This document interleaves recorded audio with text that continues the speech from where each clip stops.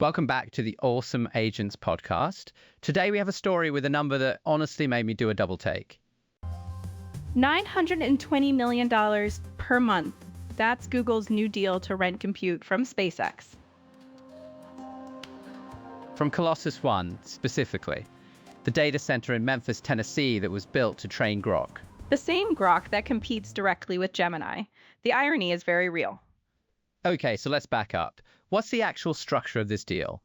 Google gets access to around 110,000 NVIDIA GPUs at Colossus One. Full payments of $920 million per month start in October, after a ramp-up period. And the contract runs through June 2029, so the total is roughly $30 billion. Right, and that's just Google.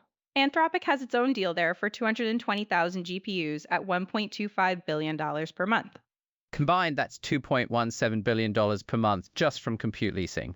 Annualized, around $26 billion. Before rocket launches, before Starlink, just the data center. So why does Google need this? They have their own infrastructure. They sell cloud compute to other companies. That's the surprising part. Google said demand for Gemini Enterprise came in higher than they expected, and they couldn't provision GPU capacity fast enough on their own. Gemini Enterprise being their agentic platform for business customers. Yes, launched at Google Cloud Next.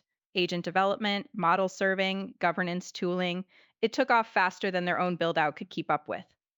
Which seems odd when you consider Google built entire TPU clusters to train their own models. It does, but there's a real physical constraint. Dense GPU clusters need specialized power, specific cooling, and physical rack space. None of that materializes quickly. You cannot just order 110,000 GPUs and have them running next month. Not even close. Permitting, construction, supply chain. The fastest path to that capacity in mid-2026 was renting a facility that already had it. And Colossus One already had it, so the Grok facility becomes the Gemini facility. Temporarily, at least, Google is careful to frame this as a bridge deal. And the contract terms support that framing. They do. After December 31, 2026, both parties can walk away with 90 days' notice, so this could wrap up in about 18 months. That's a short horizon for a $30 billion contract. There's also a clause that if SpaceX cannot deliver the full GPU count by September 30, Google can terminate or take what is available at a reduced rate. So Google has real outs here. This isn't a long-term commitment. Correct. And there is another layer to the story. SpaceX is going public.